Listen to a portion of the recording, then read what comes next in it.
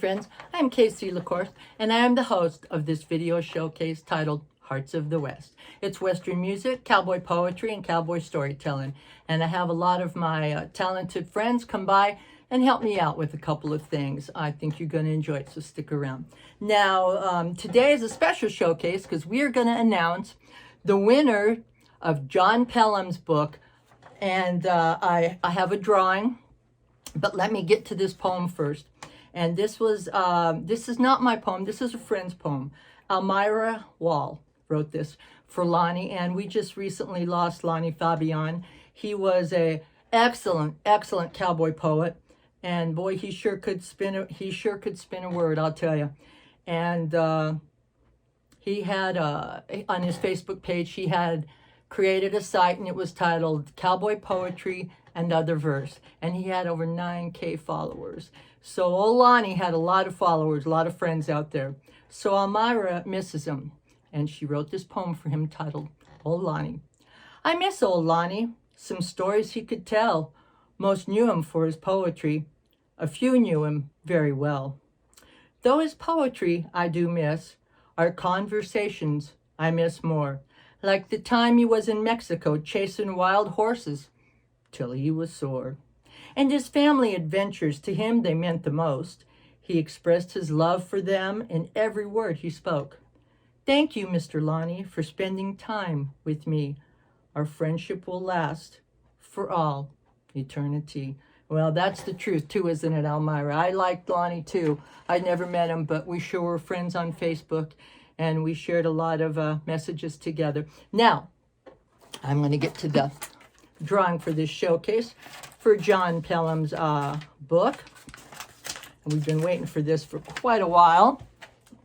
All right, I've got a cowboy hat here. I'm going to cut these names up right here in front of you. Woohoo! All right, we don't want any hanky-panky going on here. I want you to see it's all on the up and up. I've been waiting to do this because I tell you, Mr. Pelham is one excellent poet too. He did not live the life, but he always wanted to. So he said writing this poetry was the closest he could get to it. All right, so here we go. All right, don't go anywhere, folks. Okay. All right, let's see what we got here. And the winner for John Pelham's book is P.W. Conway. All right. P.W., I am thrilled. I am so happy for you, man, because you guys got a lot in common. You both are excellent poets. Well, look at there. I'm real happy. All right, P.W., that is going to be coming to you via Out West Shop. Bobby Jean and Jim Bell are going to be sending that to you with a $25 gift certificate to do a little shopping with them, which is really, thank you, Bobby and Jim and Out West Shop. I'm real happy to have you on board with this. And PW, you are going to love this hardcover book. And Bobby will be getting that out to you real soon. All right, folks. I'll have another drawing coming up, too. I'm not sure which way I'm going to go yet, but I'll let you know. I'll put something out on my website about it. All right. Congratulations, PW. All right, folks, stick around for the rest of this showcase.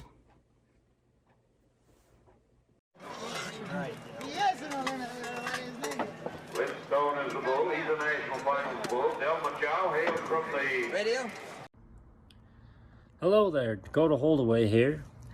KC LaCourse asked me if I could do a couple poems for you guys, and she wanted me to do a couple that have a little bit of a story or background to them.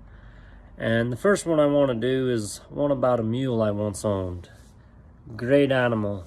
And if there's one thing that I know, it's that riding horses and mules, we all eventually see or end up having some mighty good wrecks. And in the moment, this one kind of hurt my pride a little bit. It was just over a dumb move, which soon you'll find out in this poem. And it's a live and learn situation. I like to look back on it now and laugh about it, and happen to even write a poem about it. This is called Mule Sense. While I was out riding one spring day with my brothers and my dad, riding this big mule that I once had. She was a 17-hand buckskin dun, one of the biggest animals I'd ever climbed upon. A gentle giant working her from the ground, and quite pleasing to ride. But boy, did she know how to buck at times. She could really throw a man around. Her name was Big Bailey. It seemed to suit her pretty well, I thought, really. We were riding the low rolling hills with the cold wind that just gave you the chills. Riding up and down and all around, just having ourselves a grand old time. Thinking everything was just fine. Now anyone that's ever rode a mule knows that they don't have any withers, so you ride with a saddle britchin, or that thing they call a crupper. They're there to hold your saddle back from going over the mule's head. Well, it just so happened that mine was in the middle of being fixed, but I figured there'd be no harm done if we stayed in the low flats. But in the back of my head, I was sort of starting to dreading the fact that we were climbing higher and higher, and we'd soon have to return back down to the truck and trailer. Well, even though I lacked that one big piece of tack, I was just watching and hoping that if my saddle came forward, that big mule being the animal she is, she'd ignore the issue till I could get my rig pulled back. Well, that's exactly what happened as we climbed down the hills. I watched my saddle gradually slide further up this mule's back, just watching and hoping she wouldn't go whack. We weren't stopping anytime soon. Then my dad noticed what was going on as my saddle climbed this mule's hide, but I never said anything, trying to play the tough guy, acting like I knew I could trust this mule's pride. He then asked where my britchin was, and said, "You're gonna end up on your head here in a hot minute." But I ignored his words, thinking, oh, we're almost to the bottom. I think we're gonna make it. Well, within near seconds, I was damn near up on the mule's neck, thinking, oh Lord, it's gonna be quite a wreck. I then realized the bottom was right there. I never seen a more beautiful, reassuring sight, with such a big grin of soon being able to get off and get re-cinched. I didn't see that great big mule's ears pinned right back at me, as if something had pinched. Right as we were about to hit the bottom, I noticed something was off. Why, I was up in the air thinking, well, this just ain't fair. I landed with a thud right underneath Big Bailey. All that was running through my head were the words that my dad had said. But I didn't land on my noggin, so I figured, well, I was half all right, not noticing that rear hoof coming to clock my head as she passed me by. Well, it was a good one, knocking me a little senseless. After I got sat back up, Big Bailey came walking over, asking me for forgiveness. Well, I got up quick to kick that mule's guts in right as I heard my dad's words. You may want to think again, as he grabbed my reins. He said next time you decide to ride without a britchin, maybe you'll remember that your dumb move sure gave you a good head pain. Well, moral of the story, don't ride a mule without a britchin or a crupper. And Dad was right, and he'd have to thump me like dads do sometimes, to make you remember the stupid things that boys do. Big Bailey had already done it for him. I didn't just get any sense knocked into me. I got the mule sense kicked right into the side of my head, making me think, I'll never do that again. Thank you.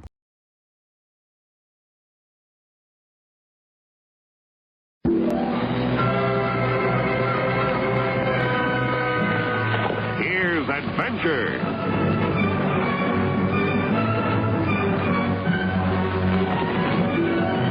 Here's romance. Here's O. Henry's famous Robin Hood of the Old West. Hit it, boys.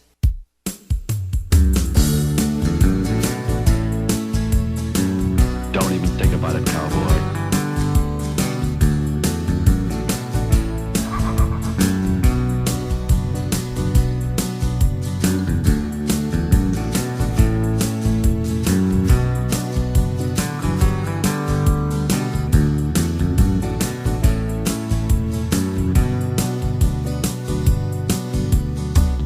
I remember what my daddy said as he climbed out of bed at 4 a.m. Don't wanna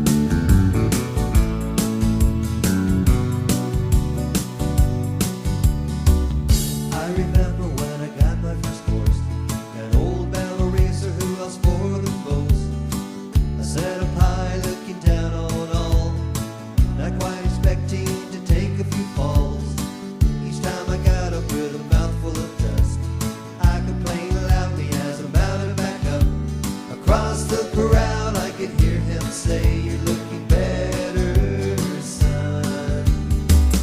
I remember when my daddy said, nothing's too good for a cowboy. Don't be afraid to do your share. Look at my hands. He said it often at just the right time. Nothing's too good for a cowboy.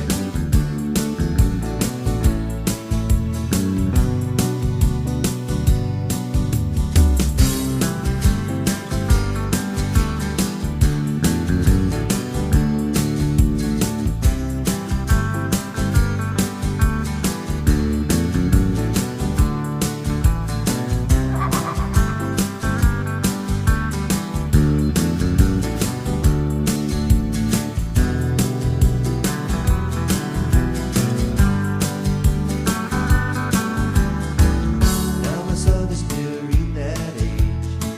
I want to teach him what was taught to me. That life is simple when life is good. Just take a look. I tell him, son, pull in those reins. Hold him tight or do it again. That's enough work for one day. Come on, let's ride. I remember when my daddy said, nothing's too good for a cowboy. Don't be afraid to do your share. Look at my hands. He said it often at just the right time. Nothing's too good for a cowboy. I still see him leaning on the fence. He says nothing's too good for a cowboy. We stay up late till way past 8. He says nothing's too good for a cowboy. I'm a cowboy.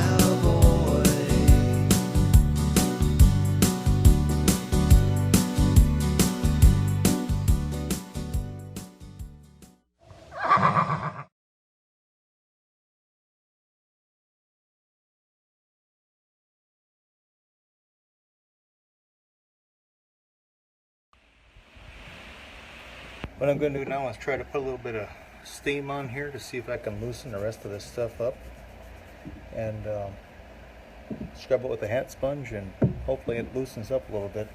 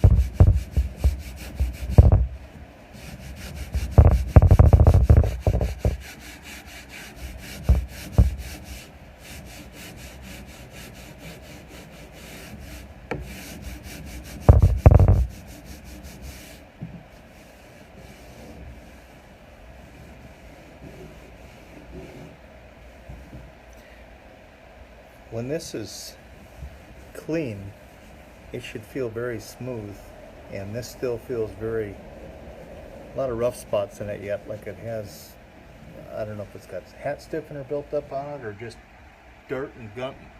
I don't know, it's one or the other, but anyway, I'll have to keep piddling away here and see if I can get this a little better than what it is. So, but yeah, very time consuming, takes a lot of time. So if you send a hat in to somebody and they said it's going to be $150 to renovate it, well, you can see what I'm doing here, and they're going to be doing the same thing. So it's a lot of time in something like this. So, and if it wouldn't be, this guy's 57 years old and he got this hat when he was 14. So that's why I'm trying to save it for him. So anyway, we'll get back to you a little later.